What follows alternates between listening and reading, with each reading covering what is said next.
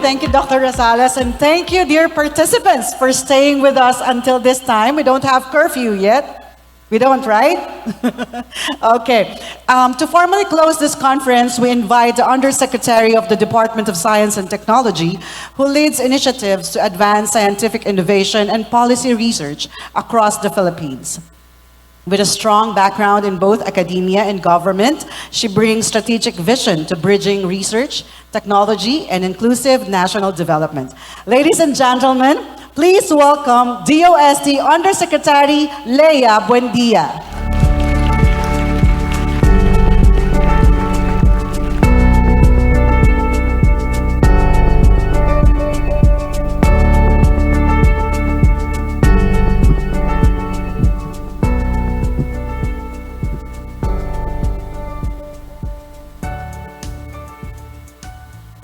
Good evening or good afternoon, is it? I was sitting over there and heard the second to the last plenary session and was inspired by all the speakers. So I'm not alone on the process. Everybody is going there. It's a matter of time, but we're all going there. So I'm very happy to be here representing the Secretary, actually, of the Department of Science and Technology. And I'm glad also to hear that PCHRD, one of our attached agency, has been funding a lot of researches when it comes to health and especially for aging. So again, as I look into the room, I see leaders, thinkers, researchers, doers, and over the course of this day, I have wrestled with some of the most pressing questions of our time. Today's conference actually is a window to the future of governance, a future where algorithms can help us fight corruption, where intelligence systems can make our energy use smarter, where technology can improve the lives of our elderly, and where government itself must be reimagined to keep pace with the speed of change.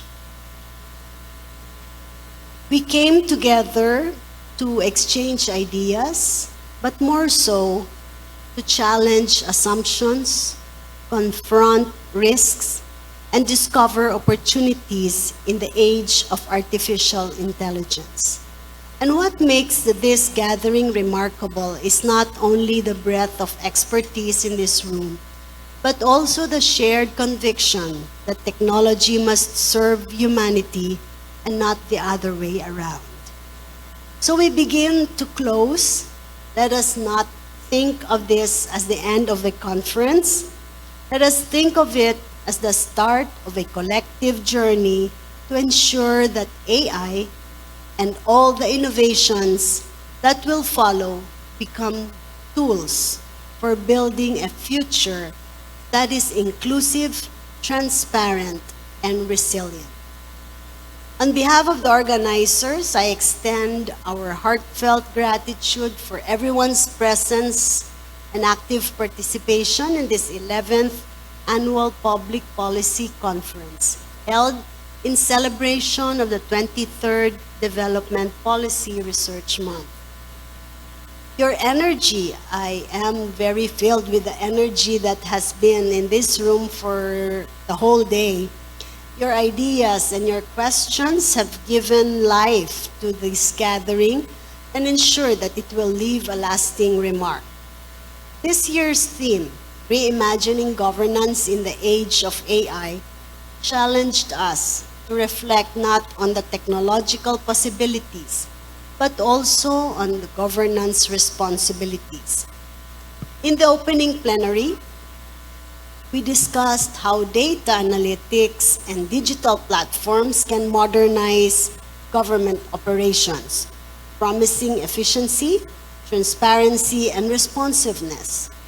Yet we are also reminded of the risks and vulnerabilities that demand careful stewardship.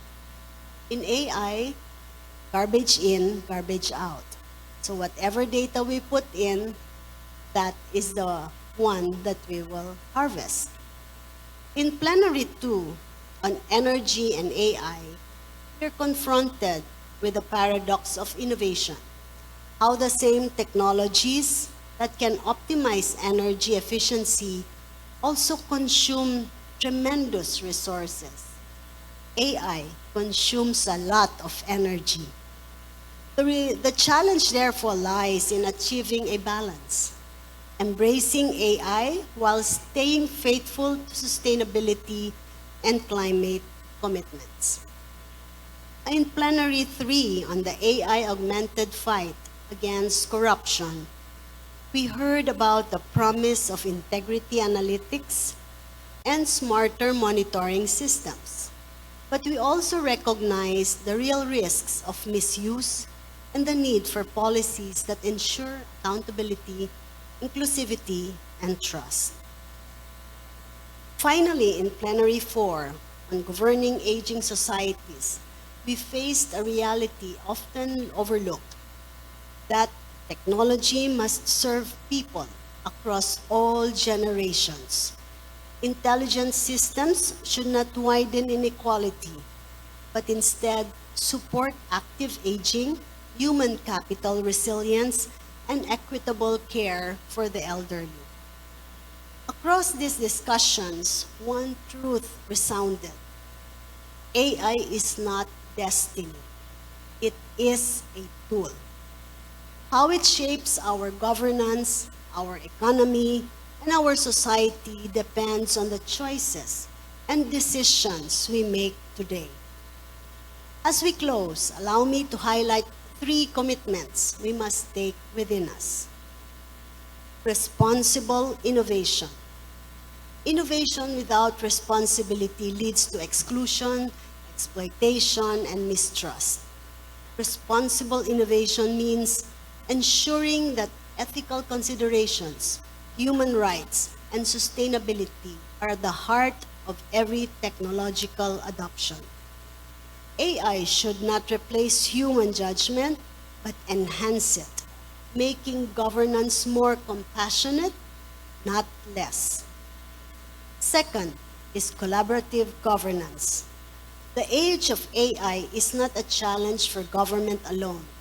It requires the whole of society participation. Researchers and think tanks provide evidence. Private sector bring agility and investment. Civil society guarding inclusivity, and citizens keeping institutions accountable. Collaboration is no longer optional. It is imperative. And the third is future-ready institutions. If we are to govern effectively in an artificial intelligence era, we must redesign our institutions to be anticipatory, agile, and adaptive. This means reforming policies that hinder innovation, investing in digital skills and infrastructure, and embedding foresight into our planning. We must prepare not just for the problems of today, but for those that will emerge tomorrow. Let us remember that good governance is not measured by how advanced our technologies are, but how well they advance the dignity, security, and prosperity of our people. As we leave this hall, the real work begins. The conversations we've had today must continue in our own agencies, our universities, our communities, and even in our homes. The policies we draft, technologies we deploy, and the institutions we shape will define the kind of future we leave for the next generation. Let us embrace this responsibility with courage and imagination. Let us ensure that the age of AI becomes not an age of disempowerment, but an age of renewed trust in governance, shared prosperity, and inclusive progress. On behalf of Philippine Institute for Development Studies, thank you once again for joining us in this year's APPC. May the knowledge we gain today inspire concrete action, and may our shared commitment bring about a governance that is truly reimagined for the AI era. Thank you, and a pleasant good afternoon to everyone.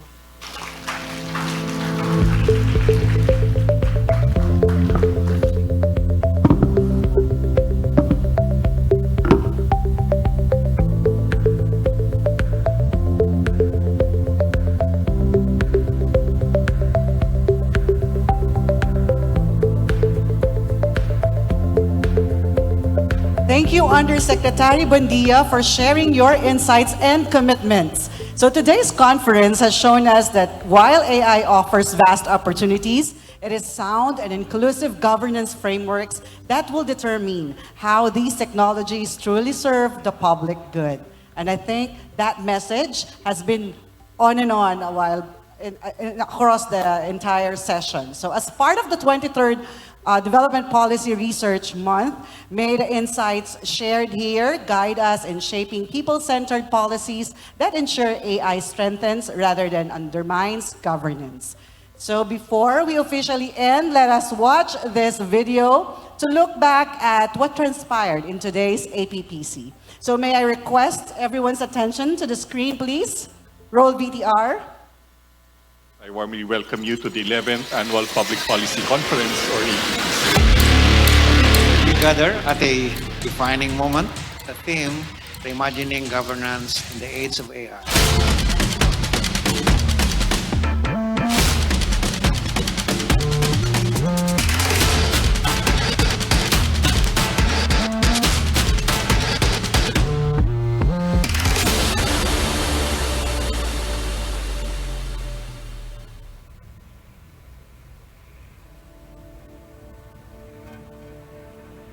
The observance of DPRM, established under Proclamation number 247 of 2002, is more than a tradition.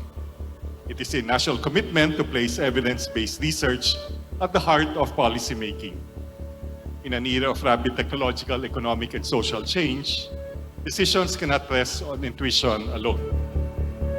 AI is no longer a distant prospect. It is here, reshaping economies, transforming governments, and altering the fabric of everyday life.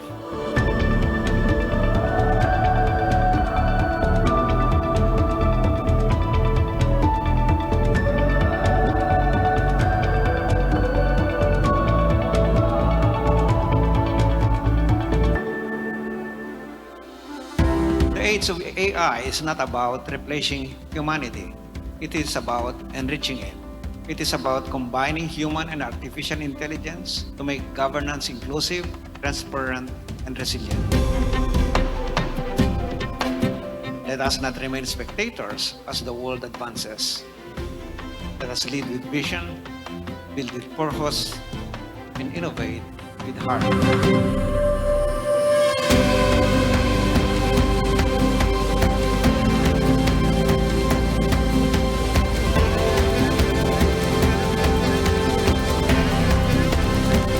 By celebrating DPRM, we reaffirm a future where public policies are not only rigorous, but inclusive, sustainable, and forward-looking.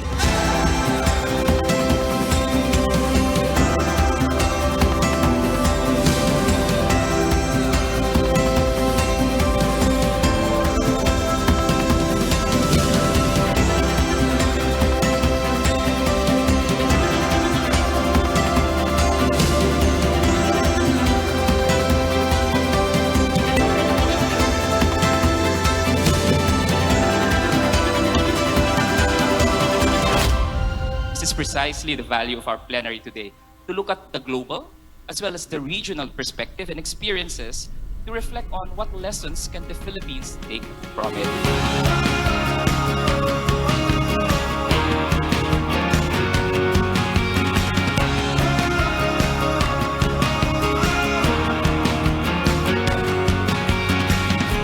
The experience is blessed.